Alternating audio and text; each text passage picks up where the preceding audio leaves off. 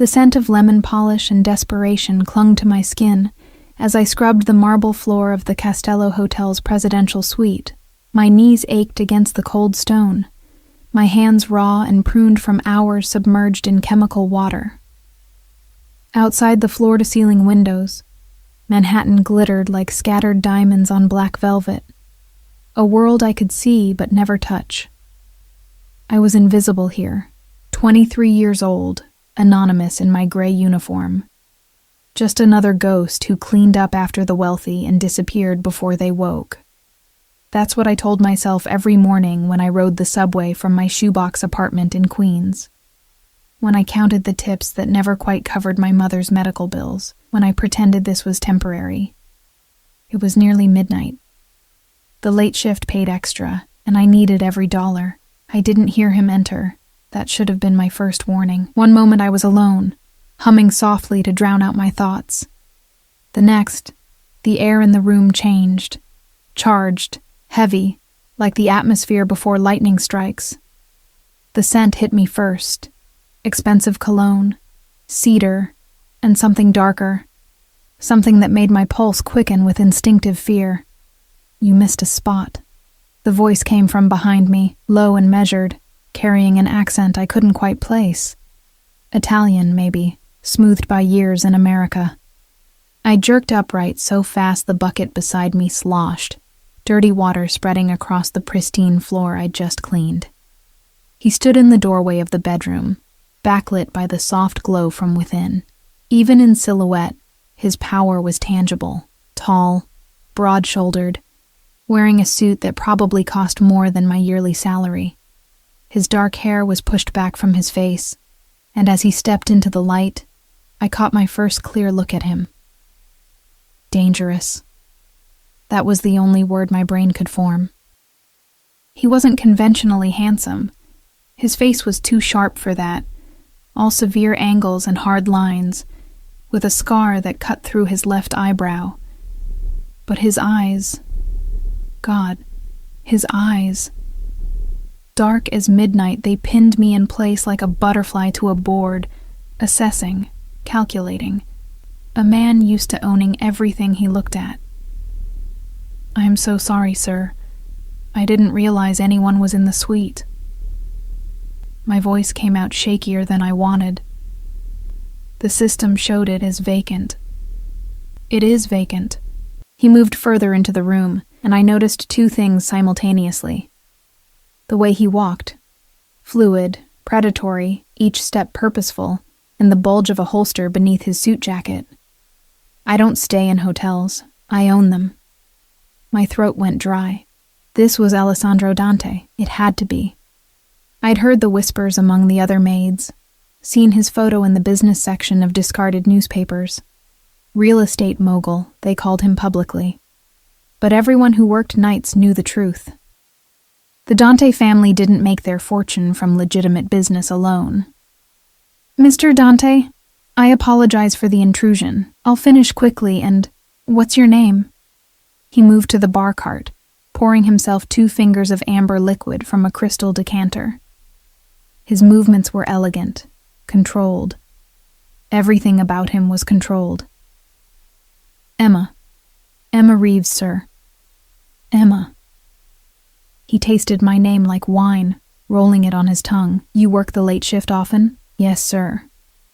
I pick up extra hours when I can. Why? He turned to face me fully, leaning against the bar with casual grace. But there was nothing casual about the way he watched me. I felt dissected, examined, every secret laid bare under that dark gaze. My mother is sick. The bills... I stopped, flushing. Why was I telling him this? I should go. Stay. It wasn't a request. Finish your work. I want to make a call. He pulled out his phone. No, phones plural. I watched him from the corner of my eye as I returned to cleaning, my movements stiff and self-conscious. He spoke in rapid Italian, his voice dropping to that dangerous quiet that somehow felt more threatening than shouting. I caught words here and there. Tradimento, bastardo, sangue, betrayal, bastard, blood. I scrubbed faster. You're nervous.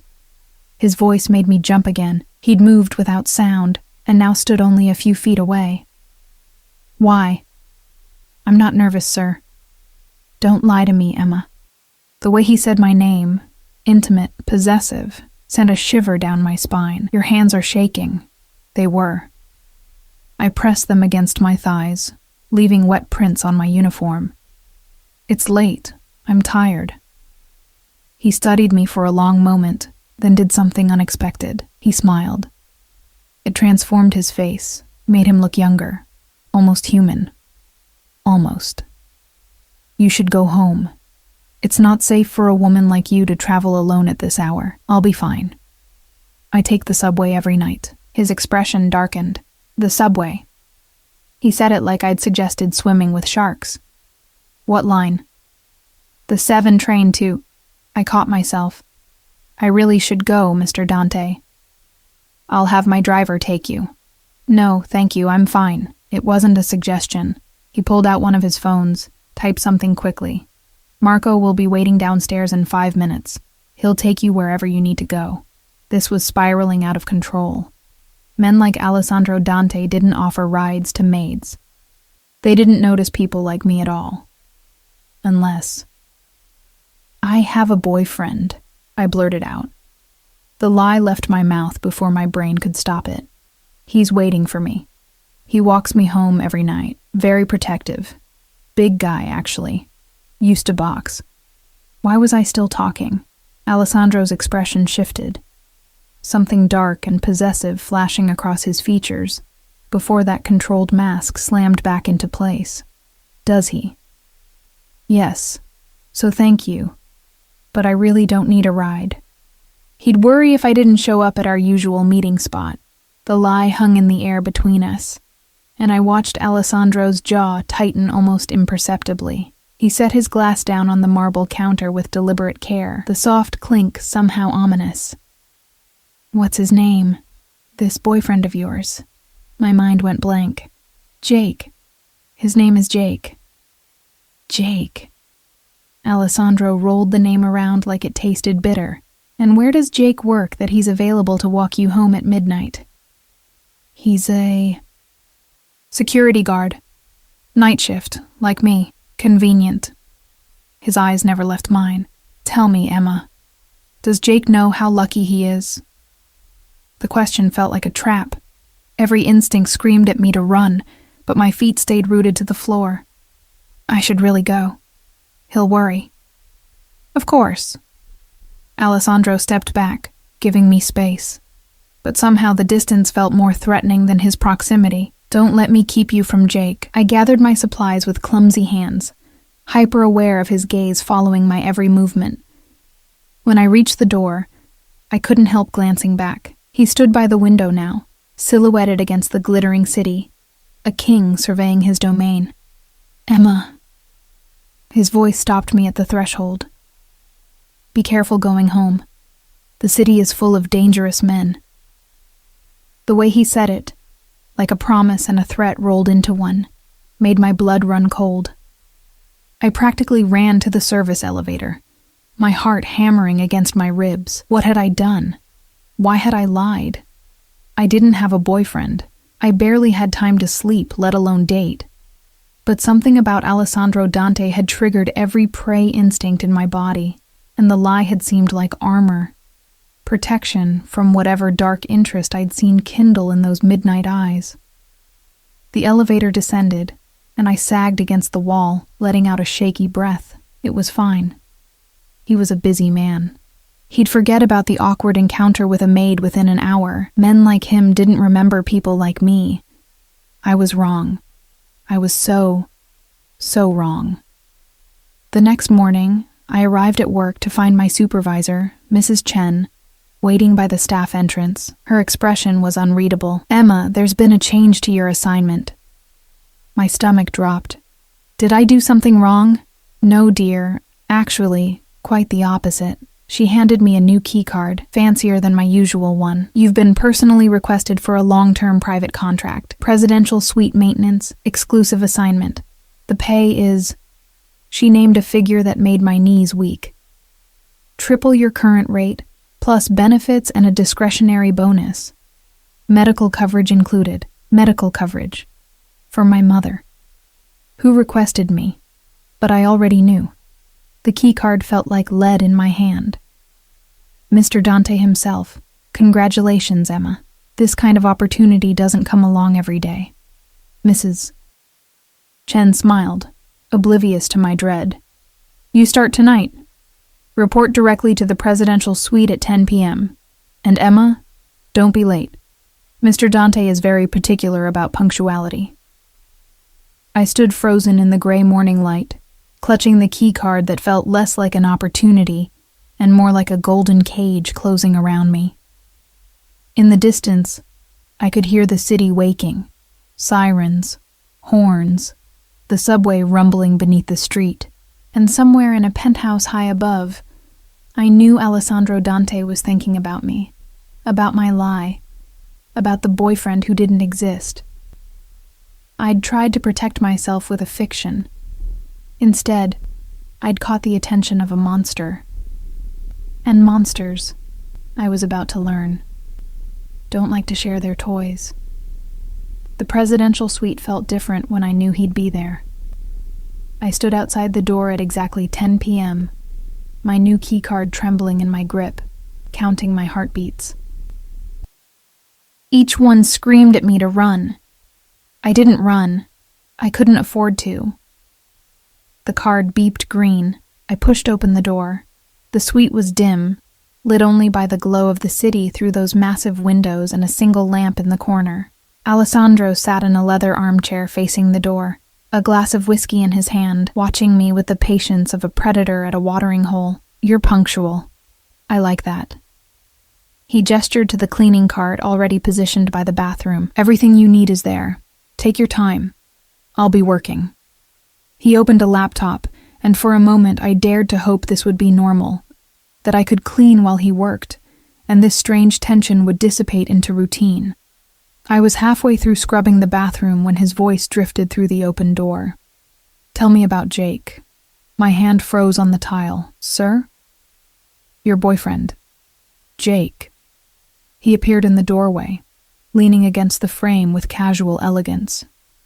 In the soft light, he looked younger, maybe early 30s, but those eyes held centuries of darkness, the boxer who walks you home every night.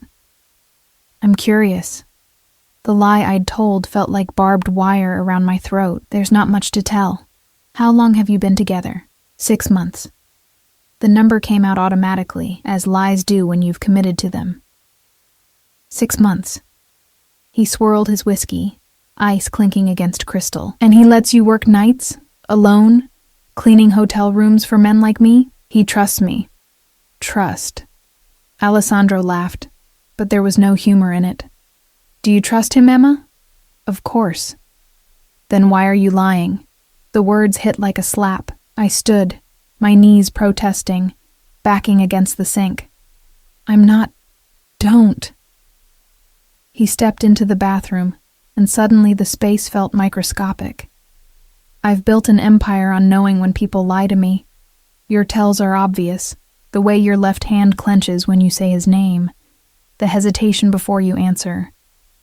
The fact that your Facebook profile, yes, I looked, shows you single, with no photos of any Jake from here to eternity. Heat flooded my face. He'd looked me up, investigated me. You had no right. I have every right. He set his glass on the counter, the movement controlled despite the intensity radiating from him. You work for me now, Emma, exclusively. I vet everyone in my inner circle. I'm a maid, not your inner circle. You're in my private suite, alone with me. That makes you close enough. He tilted his head, studying me like I was a puzzle. So, tell me the truth. Why did you lie about having a boyfriend? Because you terrified me. Because I felt like prey. Because men like you take what you want. And I needed you to think I belonged to someone else. I don't know. I whispered instead. Yes, you do. He reached out slowly, giving me time to pull away, and caught a strand of my hair that had escaped my bun. The gentleness of the gesture was somehow more unsettling than aggression would have been. You felt it too, that current between us, and it scared you. There's no current. You're my employer, I'm lying again.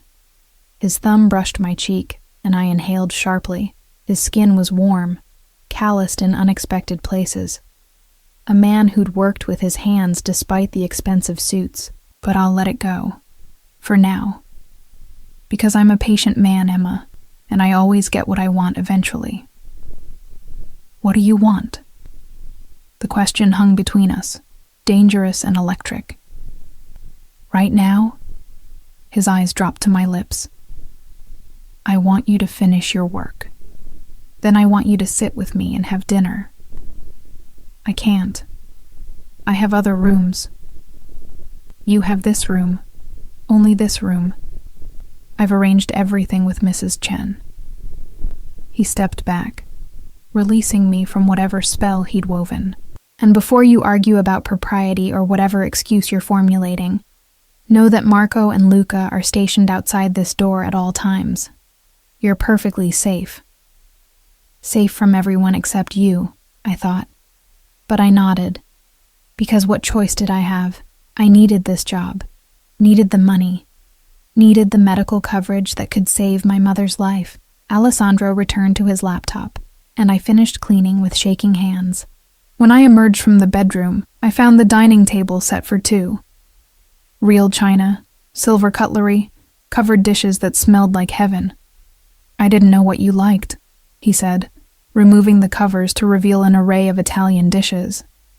So I ordered everything: pasta with truffle sauce, veal marsala, risotto that gleamed like pearls, caprese salad with tomatoes so red they looked jeweled, fresh bread, still warm, with olive oil for dipping. My stomach growled audibly, betraying me.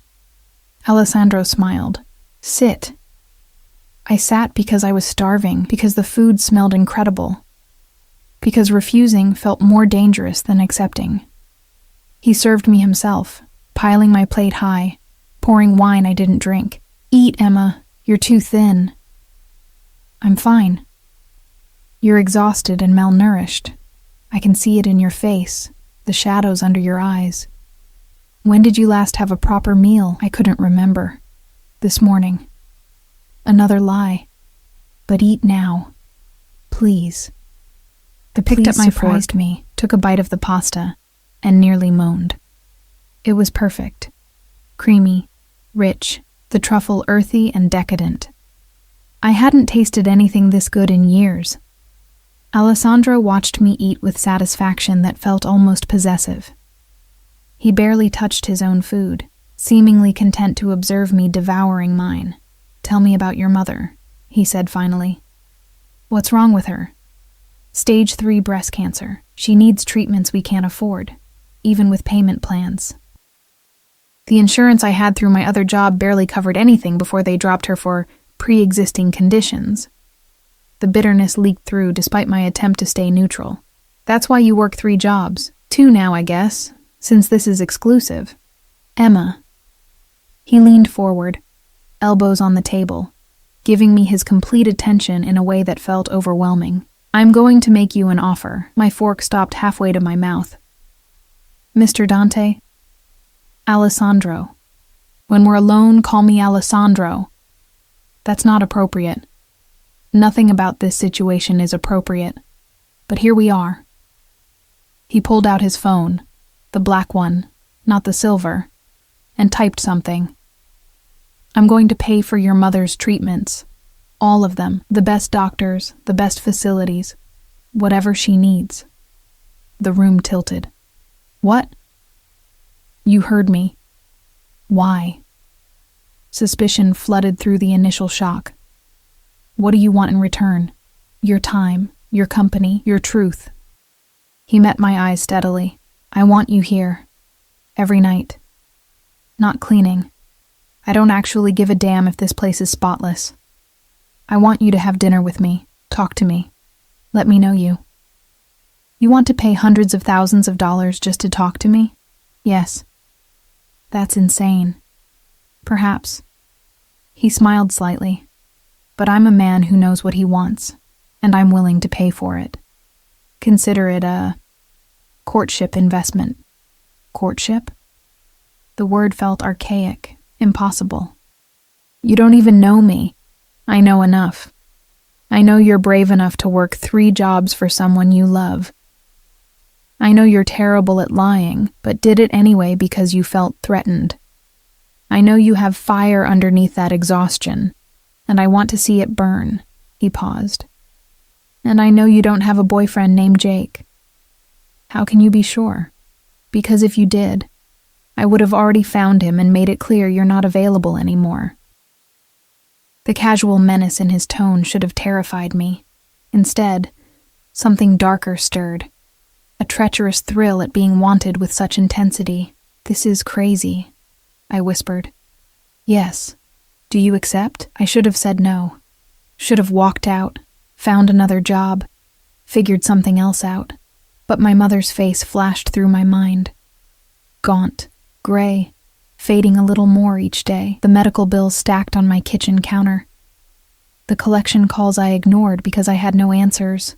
If I say yes, I started carefully. What exactly are the terms? Just dinner and conversation? For now, his eyes glittered with something predatory. I won't touch you unless you ask me to.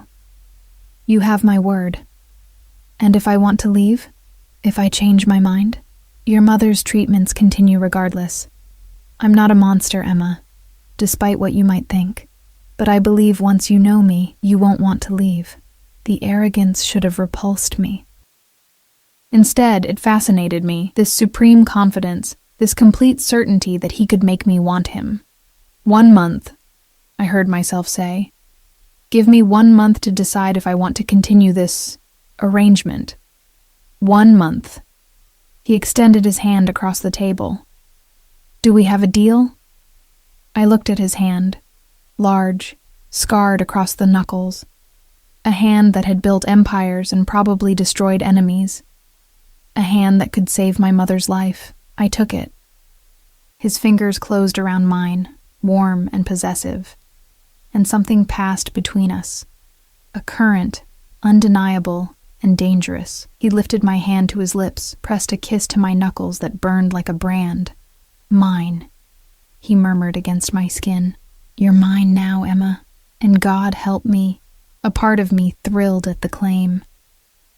The black Mercedes arrived at my apartment building the next morning at 7 a.m. I stared at it from my window, coffee growing cold in my hands, watching Marco, Alessandro's driver, wait patiently by the rear door. My phone buzzed. A text from an unknown number. Your mother has an appointment at Sloan Kettering at 9 a.m. Dr. Patricia Chen, the best oncologist in New York. Marco will drive you both. Don't be late. My hands shook. He'd already started. Less than 12 hours after our deal, and he was already weaving his web around my life. Another text. And Emma? Wear something other than your uniform. I'm taking you to dinner tonight. Somewhere that requires a dress. I looked at my closet. A sad collection of thrift store finds and worn basics. Nothing appropriate for wherever Alessandro Dante considered dinner. A third text, as if he could read my mind. Check your door. I opened it to find garment bags, 3 of them, hanging from my doorknob. Designer labels I'd only seen in magazines. Dresses that probably cost more than my monthly rent. A card tucked into the first bag. Choose whichever makes you feel beautiful. Though you could wear rags and still outshine every woman in New York. I should have been insulted, should have felt bought, owned, manipulated. Instead, I ran my fingers over the silk of a midnight blue dress and wondered what I'd just sold my soul for, and whether the price would be worth it. Sloan Kettering smelled like antiseptic and hope.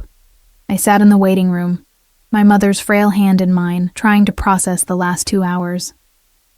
The intake had been seamless, no questions about insurance, no forms asking how we'd pay.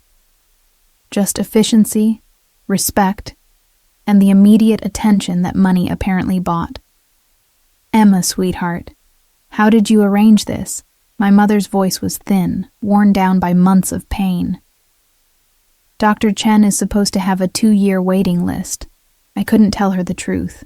Couldn't explain that I'd made a deal with a man who terrified and fascinated me in equal measure, who'd somehow inserted himself into my life like he'd always belonged there. I got a new position, I said carefully.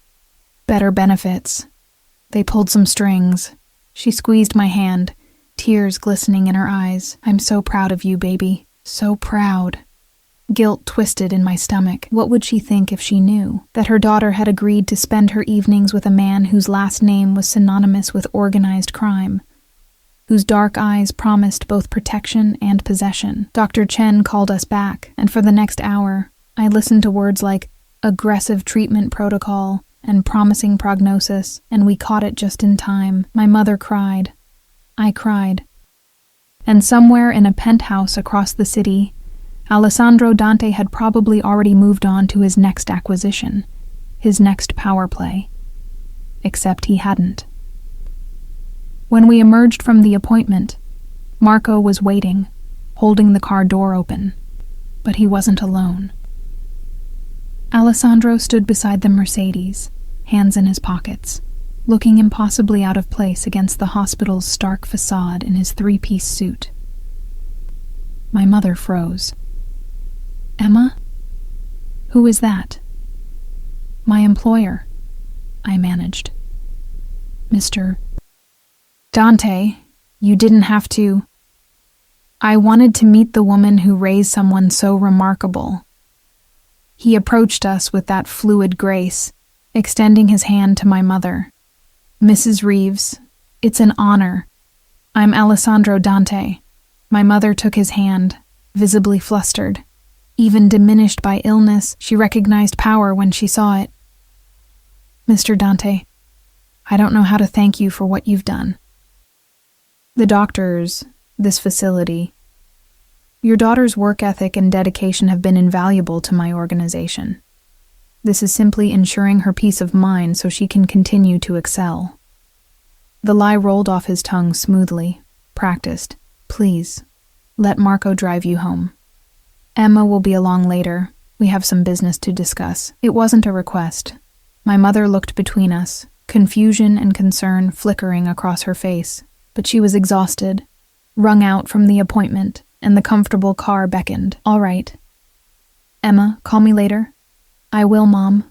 I promise.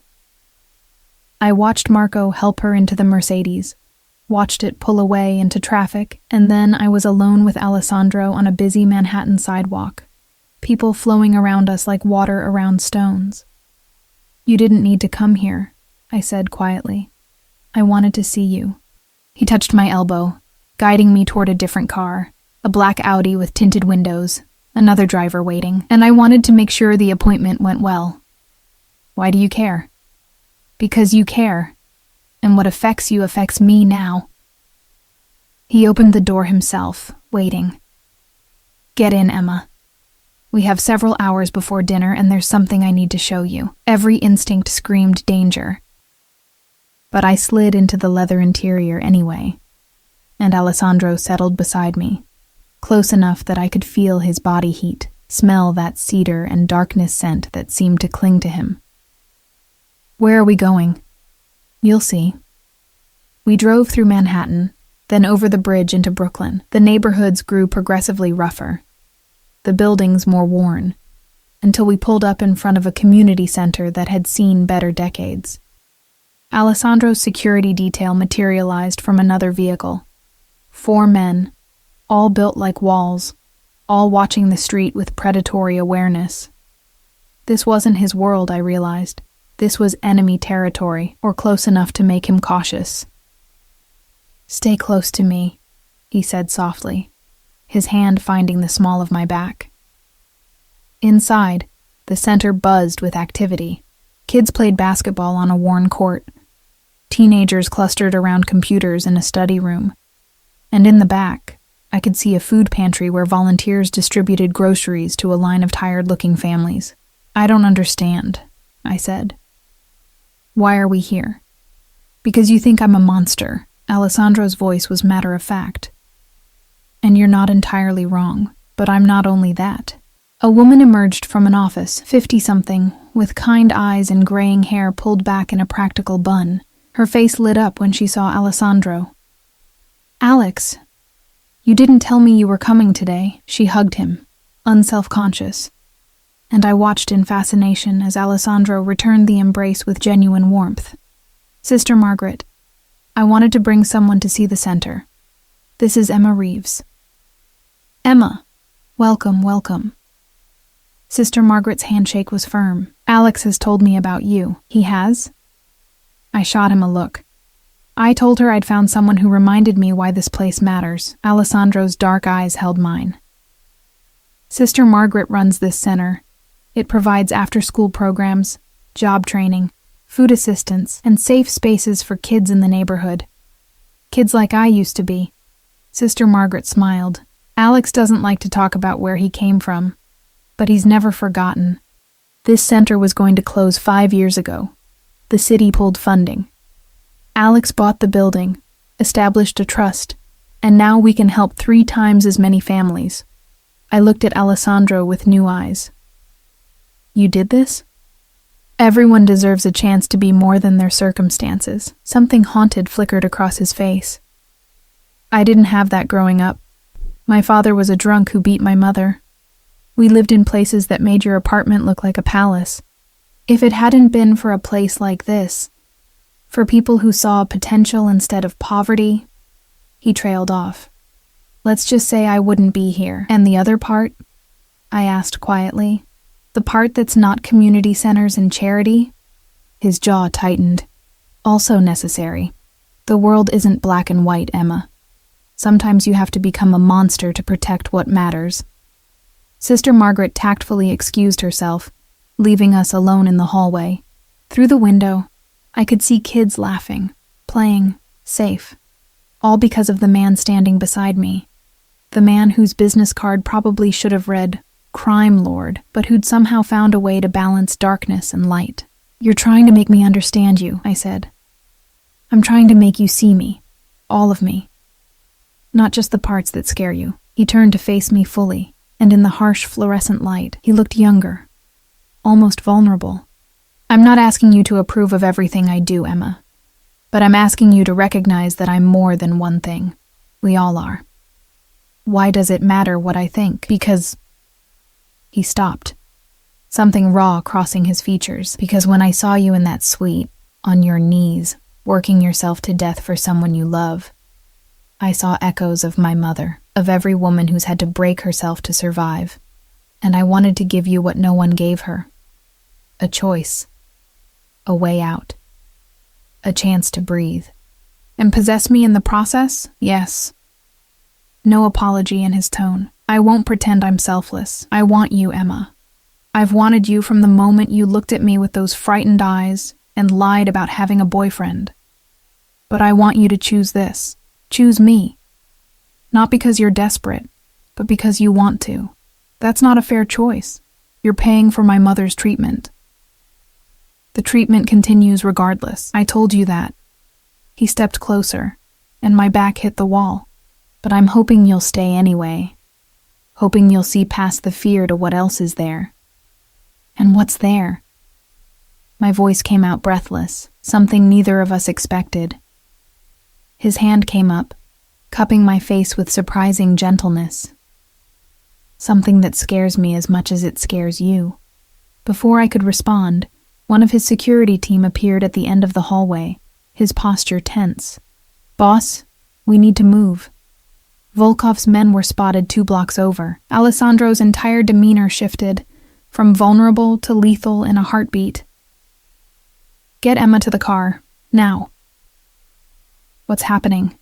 I asked as a guard gripped my arm, not roughly but firmly. "Nothing you need to worry about." Alessandro was already walking toward the front entrance, his hand going to something beneath his jacket. "Marco will take you home. I'll see you tonight for dinner." "Alessandro."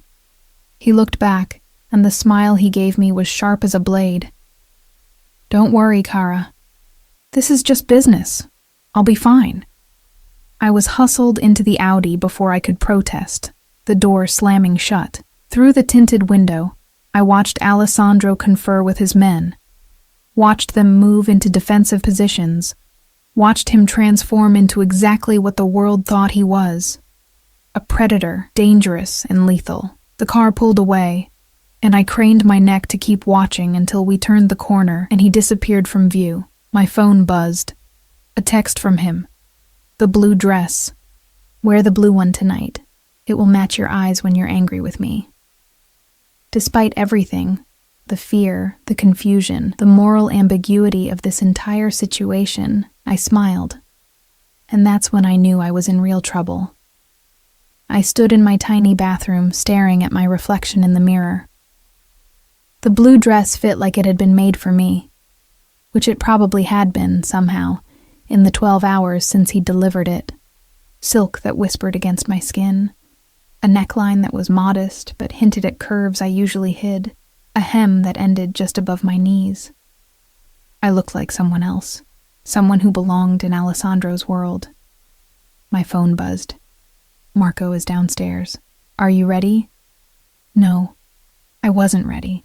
I'd never be ready for what was happening, for the way this man had invaded my life and rearranged all the pieces. But I grabbed the matching clutch he'd provided, checked that my mother was settled for the evening, already drowsy from the new pain medication Dr. Chen had prescribed, and headed downstairs. The restaurant was in Tribeca, all exposed brick and soft lighting, the kind of place where you needed a reservation months in advance, but Alessandro was already there when I arrived, standing as I approached the table, his eyes darkening as he took in the dress. Bellissima, he murmured, taking my hand and kissing it. I knew that color would be perfect on you. A waiter appeared immediately, pouring wine, reciting specials I didn't process. I was too aware of Alessandro across from me, of the way his gaze never left my face, of the intensity that seemed to crackle between us. Did everything go okay? I asked. Earlier, with the Volkov situation, his expression hardened briefly. Nothing for you to worry about. It's handled. You can't just do that, drop hints about danger and then shut me out. Can't I? But there was amusement in his eyes now. Very well. Dmitry Volkov runs the Russian operations in Brighton Beach.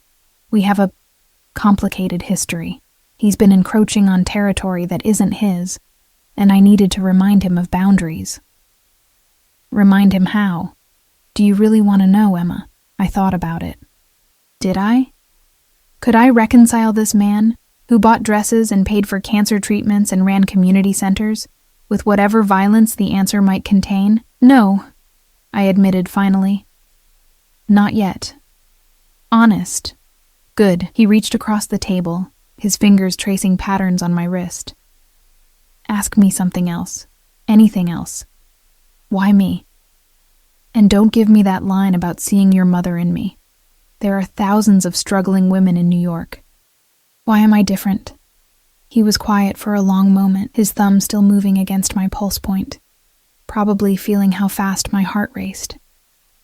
You want the truth? Always. I don't know. The admission seemed to cost him. I've been with beautiful women, powerful women, women who understood my world and wanted into it. But you, when you looked at me with fear and then lied to protect yourself, something in me woke up. Something possessive and primitive that I didn't know I had. I wanted to be the one you ran to instead of from. Wanted to be your safety instead of your threat. That's not healthy. No, it's not, but it's true. His eyes held mine. I'm not a good man, Emma, but I could be good for you. Good to you. If you let me. The waiter returned with our food, breaking the spell. We ate, and Alessandro steered the conversation to safer topics. Books, movies, my mother's prognosis. He was charming when he wanted to be. Attentive, asking questions that suggested he genuinely cared about the answers. But underneath it all, that current hummed. That awareness. That sense that we were both standing at the edge of something vast and dangerous, trying to decide whether to jump. Dessert arrived. Tiramisu. Rich and perfect. Alessandro fed me a bite from his fork, and the intimacy of the gesture felt more shocking than a kiss. "Come home with me tonight," he said quietly. My breath caught. "Alessandro." "Not for that. Not yet." His eyes were earnest. "I just want you near me. Want to talk more, away from curious eyes. I promise I won't push. Won't touch you unless you ask. I don't think that's a good idea. Probably not. But come anyway." I should have said no. Should have maintained boundaries, kept distance, protected myself from whatever this was becoming. Instead, I heard myself whisper, "Okay." His smile was victorious and tender all at once. And as he helped me into my coat, his hand lingering at my waist, I wondered if I'd just made the best or worst decision of my life. Alessandro's penthouse occupied the entire top floor of a building in the financial district. The elevator required a fingerprint scan and a code, and when the doors opened directly into his living space, I understood why he needed that level of security. The place was a fortress disguised as luxury. Floor-to-ceiling windows offered a panoramic view of the city, but I noticed they were bulletproof, the glass too thick, the frames reinforced, cameras in every corner, discreet but visible if you knew to look. A state-of-the-art security panel by the elevator. And everywhere, that sense of controlled power that seemed to emanate from Alessandro himself. "Your home is beautiful," I said, stepping onto marble floors that probably cost more than most houses. "It's secure." He shrugged off his jacket, and I tried not to notice how the holster strapped across his chest made him look both dangerous and devastatingly attractive. Beauty is secondary to safety in my world. He caught me staring at the gun and smiled slightly. "Does it bother you? Should it?" Most women would find it alarming. Most women probably aren't standing in a crime lord's penthouse at midnight. The words came out sharper than I intended, exhaustion and wine making me reckless. Alessandro's expression shifted, something pleased and predatory. "Say it again." "What?" "Crime lord. You've been dancing around it all evening, calling me your employer, Mr. Dante. Anything but what I actually am." He moved closer, and I held my ground. "I like hearing the truth from your lips." "Fine. You're a criminal. You hurt people. You break laws. You're everything I should be running from." My heart hammered. "Does that make you happy?" "Yes." He was close enough now that I had to tilt my head back to meet his eyes. "Because you're still here, knowing exactly what I am, and you're still here." "For my mother. Lie to yourself if you need to, Kara. But you're here because you want to be, because whatever this is between us terrifies and fascinates you in equal measure." His hand came up, fingers threading through my hair, "Because when I look at you, you feel seen in a way you never have before." He was right, and I hated it. Hated how he could read me so easily. How he'd somehow mapped all my vulnerabilities in just a few days. "I should go home," I whispered, but I didn't move. "You should." His thumb traced my lower lip, "But you won't. Not yet." The tension stretched between us, taut as a wire. Then Alessandro stepped back, releasing me, and the loss of his proximity felt physical. "Come. I want to show you something." He led me through the penthouse to a room I hadn't expected, a library, warm and lived in despite the luxury surrounding it.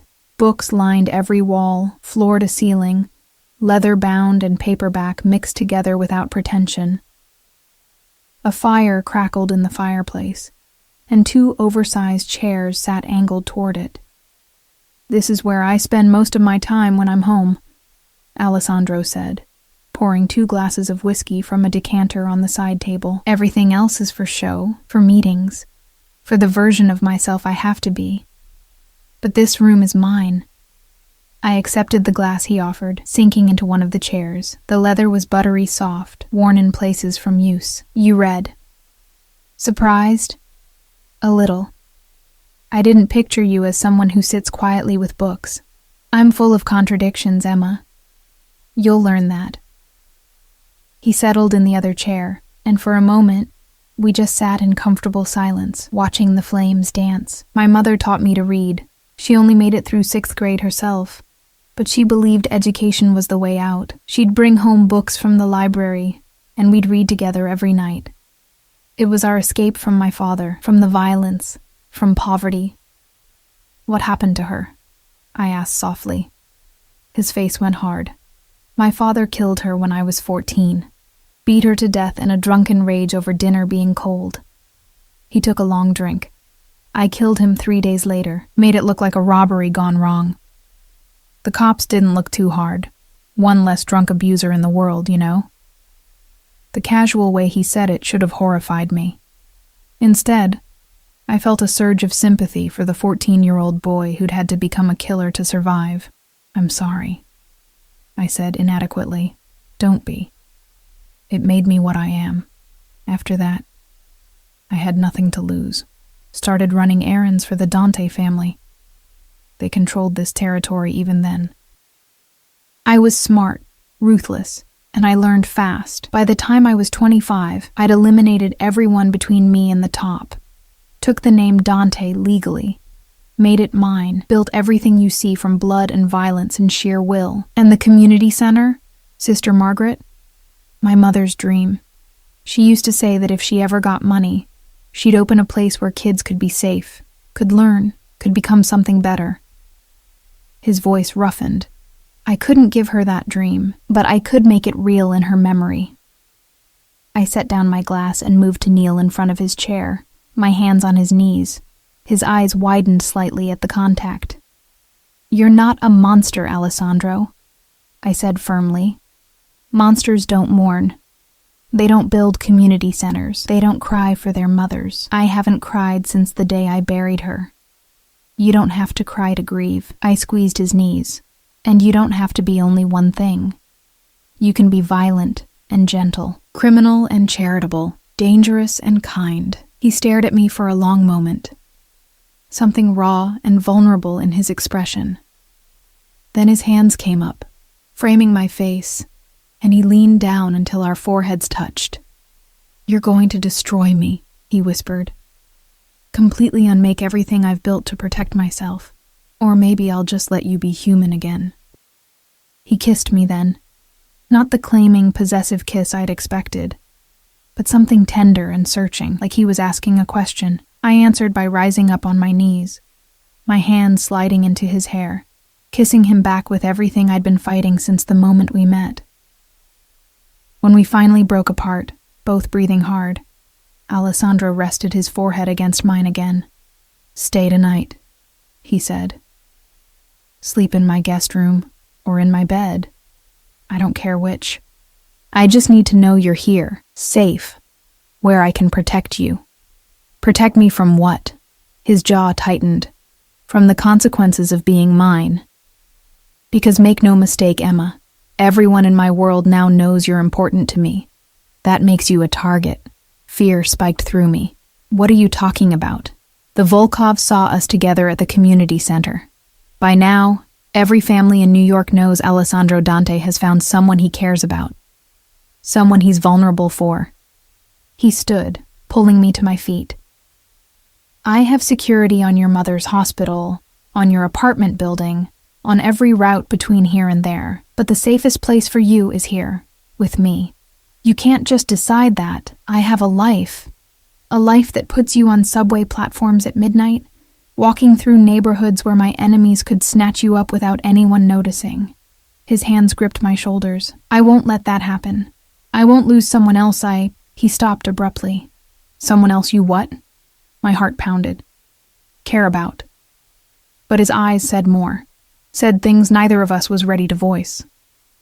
Before I could respond, his phone buzzed. The black one. Alessandro's expression went cold as he read the message. "What is it?" "Nothing. Business." But his thumb was already flying over the screen, typing rapid-fire messages.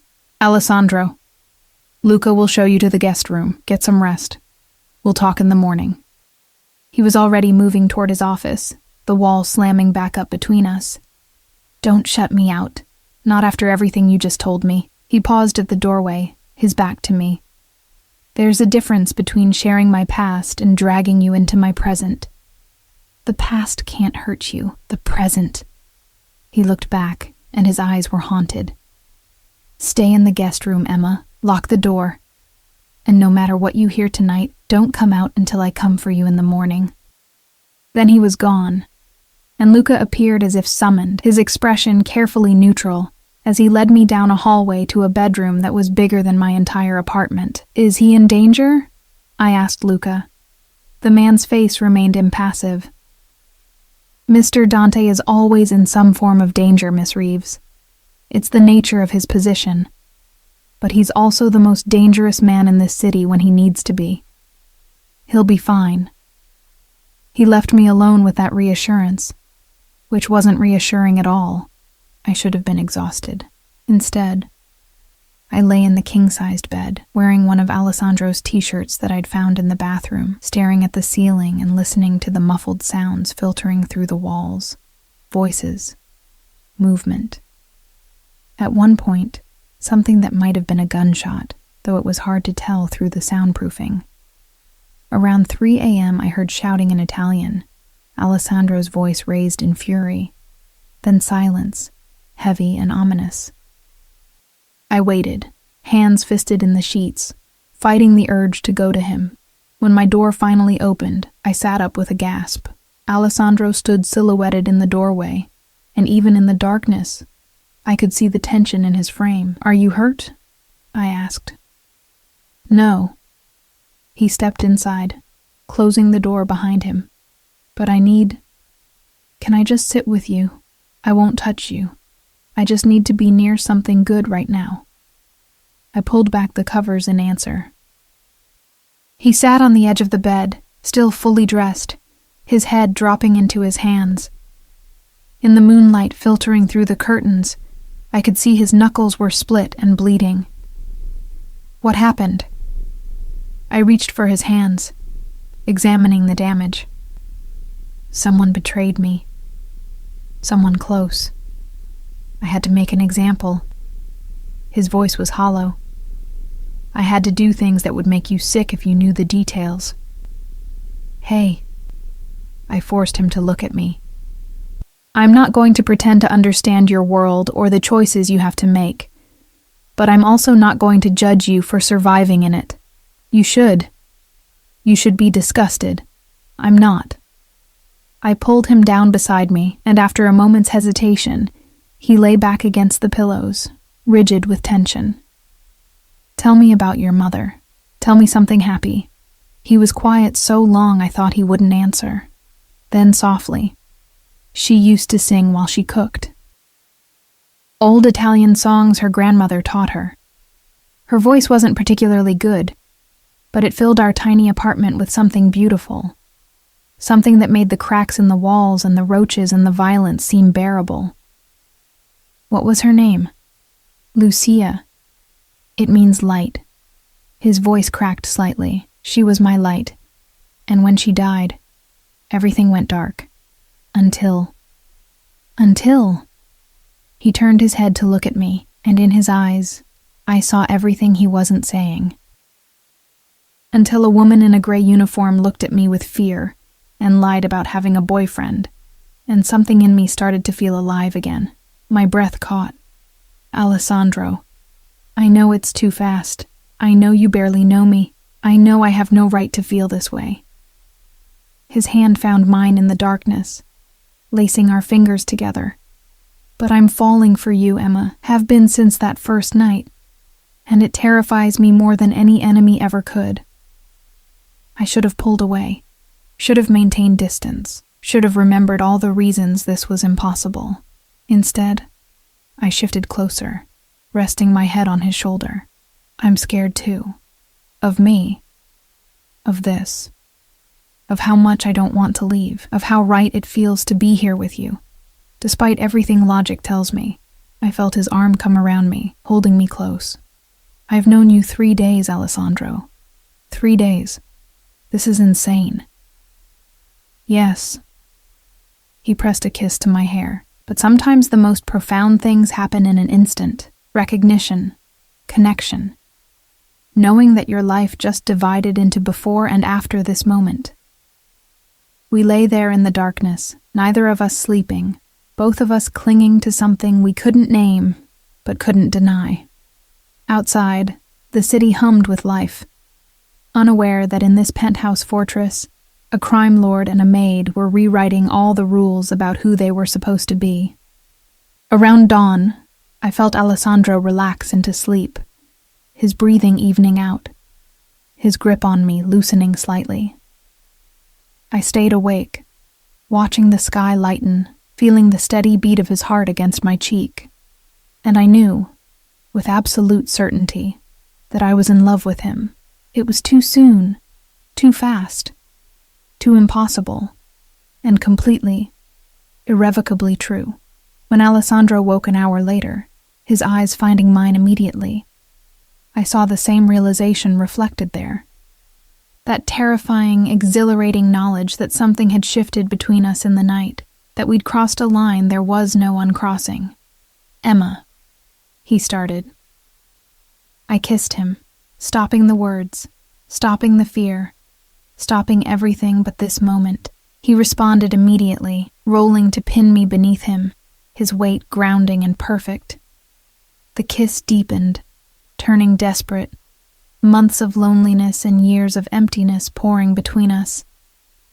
When we finally broke apart, both breathing hard, Alessandro's forehead dropped to mine.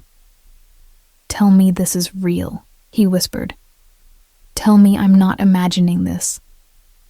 "It's real." I traced his face, the scar through his eyebrow, the sharp line of his jaw, the lips that could command empires and kiss with devastating tenderness. "I don't understand it, but it's real. I need you to understand something."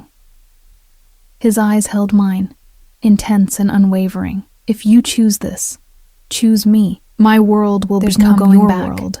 My enemies will become your enemies. I'll protect you with everything I have, but I can't promise you'll always be safe.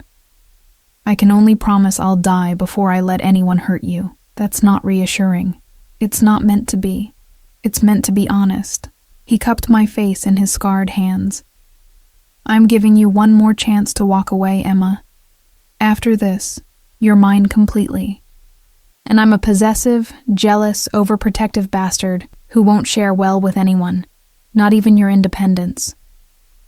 I should have been insulted by the arrogance, should have asserted my autonomy, my right to choose my own path.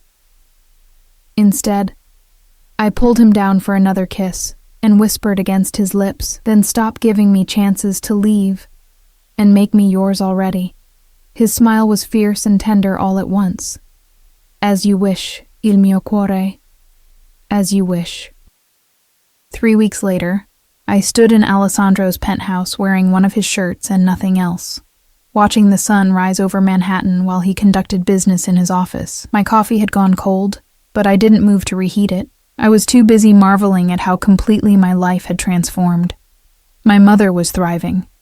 The treatments were working, her color returning, her strength rebuilding day by day. She'd moved into a comfortable apartment Alessandro owned. "Empty anyway," he'd said, as if luxury 2 bedrooms in Midtown were just lying around unused. She asked fewer questions now, choosing to accept the miracle of her recovery rather than examine its source too closely. I'd quit my other jobs. Alessandro had been furious when he found out I was still working at a diner during the day, risking exhaustion and exposure. We'd fought about it, our first real fight, and I'd learned that his protective instincts bordered on obsessive, but I'd also learned that he'd listen, eventually, when I explained that I needed some form of independence, something that was mine alone. We'd compromised. I enrolled in online classes, working toward the degree I'd abandoned when my mother got sick. Alessandro paid for it without blinking, just added it to the list of things he gave me freely. Safety, comfort, education, a future I'd stopped believing I could have. And in return, I gave him something he'd never had. A home. The penthouse felt different now, warmer. I'd added plants to the stark spaces, books I liked to his library, music that filled the silence. I cooked for him when he'd let me, fought with him when he was being autocratic. Loved him with an intensity that sometimes scared me. Because I did love him. Completely. Irrevocably. The man who could be ruthless in business and tender in bed, who ran an empire built on violence but donated millions to children's charities anonymously, who'd killed his first man at 14 and cried in his sleep sometimes, calling for his mother. You're thinking too loudly. I turned to find Alessandro leaning against the doorway, watching me with those dark eyes that still made my breath catch. He'd showered after his call, his hair damp, wearing only pajama pants that rode low on his hips. 3 weeks together, and the sight of him still made heat pool in my stomach, just reflecting on how insane my life has become, I said. Regrets? He moved toward me with that predatory grace, sliding his arms around my waist from behind. Not a single one. I leaned back against his chest. How did the call go? The Volkovs have agreed to a sit-down. Neutral territory. Next week. He pressed a kiss to my neck. It's progress. And the traitor? His arms tightened slightly. Dealt with. You don't need details. I'd learned not to push on matters like this. There were parts of Alessandro's world I couldn't touch, wouldn't understand, and probably didn't want to know. He protected me from the worst of it, and I let him, because some truths would poison what we'd built.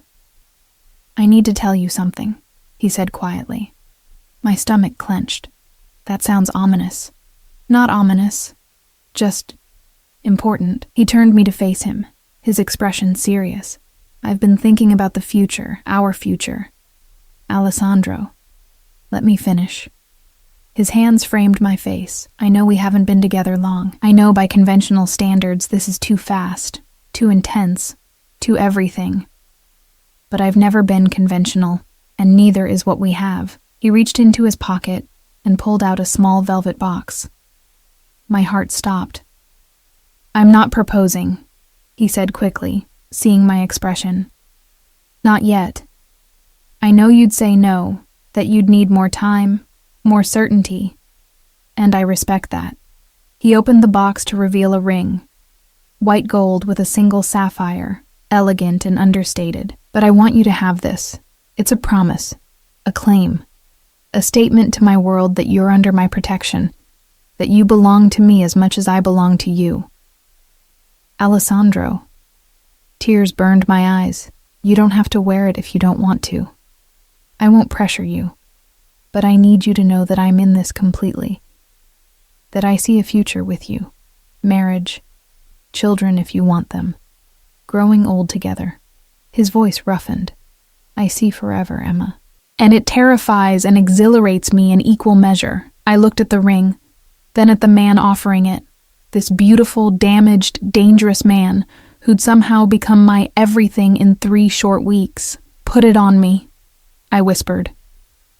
His hand shook slightly as he slid the ring onto my finger. It fit perfectly, the sapphire catching the morning light.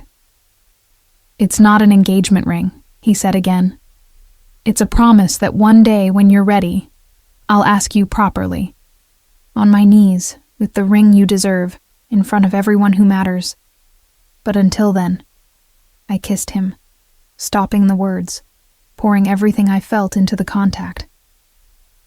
When we broke apart, both breathing hard, I touched his face gently. I love you, I said, the first time I'd said it aloud, though I'd shown it in 1,000 small ways.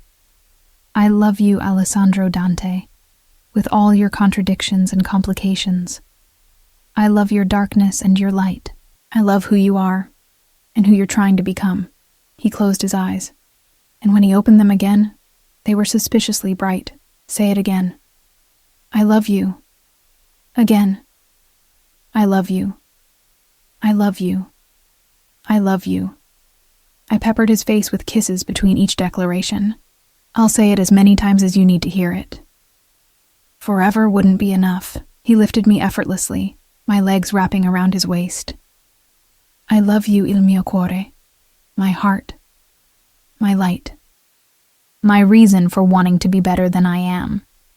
He carried me to the bedroom, and we spent the morning proving our promises in the oldest way possible, with touch and whispers and the kind of intimacy that went beyond physical. Later, wrapped in sheets with Alessandro's arm around me, I watched him sleep. The hard lines of his face had softened, making him look younger, almost peaceful. I traced the scars on his chest, each one a story, a battle, a piece of the man I loved. My phone buzzed on the nightstand, a text from my mother. "The doctor says I'm in remission. Emma, I'm in remission. Come celebrate with me." I pressed a hand to my mouth, tears streaming down my face. Alessandro stirred, immediately alert. "What's wrong?" "Nothing's wrong." I showed him the message. Everything's right. Everything's so perfectly, impossibly right. He pulled me close, kissing my tears away. "She's going to be okay. Because of you. All of this is because of you. No, Kara. This is because of us. Because you were brave enough to take a chance on a monster who wanted to be a man again." We visited my mother that afternoon, and her joy was infectious. She looked better than I'd seen her in years. Color in her cheeks, light in her eyes, the specter of death finally retreating. She noticed the ring immediately. "Emma?" She caught my hand, examining the sapphire. "Is this a promise?" Alessandro said before I could answer. "That I intend to love your daughter for the rest of my life, with your permission."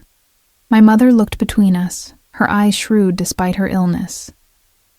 "You're not what I would have chosen for her. I know. You're dangerous. Your world is violent. Yes. But you love her." It wasn't a question. More than my own life. She studied him for a long moment, then nodded slowly. "Then you have my blessing. But Alessandro Dante, if you ever hurt my daughter, I don't care how powerful you are. I will find a way to make you pay." He smiled, genuine, respectful. "I wouldn't expect anything less, Mrs. Reeves. And I give you my word. I'll protect her, cherish her, and love her until my last breath. See that you do." But she was smiling now too, reaching out to squeeze his hand. Welcome to the family. The Volkov meeting happened on a Wednesday. Alessandro tried to leave me behind, but I'd insisted on coming, at least to wait in the car. We'd fought about it, his protective instincts clashing with my refusal to be sheltered completely. "You can't keep me in a bubble," I'd argued. "I need to understand your world if I'm going to be part of it. Understanding and exposure are different things. Then let me observe from a distance. Let me see what you deal with so I can support you better." He'd finally agreed, with conditions. I stayed in the armored Mercedes, surrounded by guards, several blocks from the actual meeting. If anything went wrong, Marco had orders to get me to safety immediately. I watched Alessandro walk into the restaurant, flanked by Luca and 3 other men. He'd dressed for war, all black, his bearing radiating lethal authority. This was the Alessandro Dante the world feared, the crime lord who ruled New York's underworld with an iron fist, and he was mine. The meeting lasted 2 hours. I read, checked my phone, tried not to imagine worst-case scenarios. Marco and the other guards remained vigilant, scanning the street constantly. When Alessandro finally emerged, I searched his face for clues. He looked tired but satisfied, and when he slid into the car beside me, he pulled me immediately into his arms. "It's done," he said. "We have a truce. Territory lines redrawn, agreements on mutual non-interference. That's good, right? That's survival. In my world, peace is always temporary, but it's something." He pressed a kiss to my temple. "Thank you for being here, for waiting. It helps, knowing you're near. Always," I promised. "Wherever you need me to be." 6 months later, I stood in front of a mirror in the bedroom of Alessandro's, our penthouse, staring at my reflection in disbelief. The pregnancy test in my hand showed 2 pink lines. We'd been careful, mostly. But there'd been that weekend in the Hamptons, and the night after he'd closed the deal with the Volkovs, and a dozen other times when passion had overridden caution. And now? Emma? Alessandro's voice came from the other room. I'm home early. Are you hungry? I opened the bathroom door, still holding the test. He took one look at my face, at what I held, and froze. Is that positive? My voice shook. I'm pregnant, Alessandro. For a moment he didn't move. Then he crossed the room in 3 strides, dropping to his knees in front of me, his hands on my still flat stomach. Dio mio, he breathed. A baby, our baby. Are you happy? I asked, suddenly uncertain. We never really talked about happy. He looked up at me, and his eyes were wet. Emma, I'm terrified and overwhelmed, and more grateful than I've ever been in my life. You're giving me a family, a real family, something I never thought I'd have. So, we're doing this? We're doing everything. He stood, lifting me into his arms. We're getting married. Properly soon. We're making this baby's world as safe as I can possibly make it, and we're building the life my mother dreamed of, the one she never got to have. In that order? I laughed through tears. In whatever order you want, amore mio, as long as you're by my side. We married 2 weeks later in a small ceremony at the community center, Sister Margaret officiating. My mother cried happy tears, and even Alessandro's hardened men looked touched. The reception was larger, a necessary political event where Alessandro's allies came to pay respects and see the woman who'd changed him. I wore white, carried lilies, and promised to love a man who was equal parts darkness and light. Alessandro promised to honor, protect, and cherish me, his voice steady despite the emotion in his eyes. When we kissed, sealing our vows, I felt complete in a way I'd never imagined possible. Our daughter was born 7 months later, perfect and healthy, with Alessandro's dark hair and my blue eyes. We named her Lucia, after the grandmother she'd never meet, and watching Alessandro hold her for the first time. This man who'd killed without hesitation, cradling our child with infinite tenderness.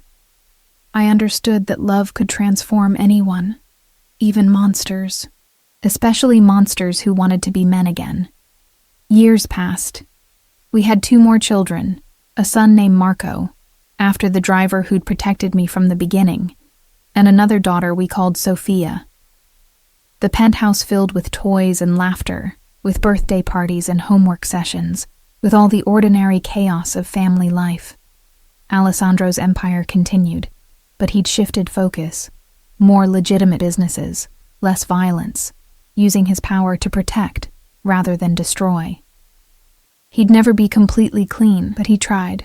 For our children. For me, for the man he wanted to be. My mother lived long enough to see all 3 grandchildren, to watch me graduate with my degree, to tell me she was proud of who I'd become. She passed peacefully in her sleep, 5 years after her diagnosis, and Alessandro held me through the grief, understanding loss in a way few others could. The Volkovs remained allies, mostly. The other families gave us respect and distance, and slowly, Alessandro built something resembling legitimacy. Enough that our children could choose different paths if they wanted, could be something other than what their father had been forced to become. One night, nearly a decade after we'd met, I found Alessandro in the library, surrounded by our children. Lucia sat on his lap, reading aloud from a book while Marco and Sophia played chess nearby. The fire crackled, and for a moment, I just stood in the doorway, memorizing the scene. Alessandro looked up and smiled, that rare, genuine smile that transformed his whole face. Come join us, amore. I settled into my usual chair, watching my family, and thought about the scared maid who'd lied about having a boyfriend to escape a dangerous man's interest, about how that lie had been the beginning of everything. Love, family, a life richer than any I'd dreamed possible. What are you thinking about? Alessandro asked later, after the children were asleep and we lay tangled together in bed. About fate. about how one small lie changed everything, about how a woman in a gray uniform changed a monster into a man, he countered, pulling me closer. You were always a man, Alessandro. You just needed someone to see it. And you were always extraordinary. You just needed someone to show you we'd both been right in our own ways. And we'd both been transformed by finding each other, two people who should never have connected, building something beautiful from impossible circumstances. Years later, when Lucia asked how her father and I met, Alessandro would laugh and tell her the truth, that her mother had lied to him on the very first night, and he'd fallen in love with her courage, that sometimes the best things in life start with fear and end with forever. And I'd add that sometimes monsters just need the right person to see their humanity, that love doesn't always make sense, doesn't always follow rules, doesn't always come in packages we recognize. But when it's real, when it's true, it transforms everything it touches. The ring Alessandro had given me so many years ago still sat on my finger, the sapphire catching light. It had been joined by a wedding band, by the weight of the years, by the life we'd built together. I'd started as a maid who'd lied about having a boyfriend. I'd become the wife of New York's most dangerous man, the mother of his children, the keeper of his heart. And I wouldn't change a single moment of the journey that had brought us here. Not one. I love you, Alessandro murmured against my hair, his arms secure around me. I love you too, I whispered back. Forever. From impossible beginnings, we held each other close and dreamed of all the tomorrows still to come.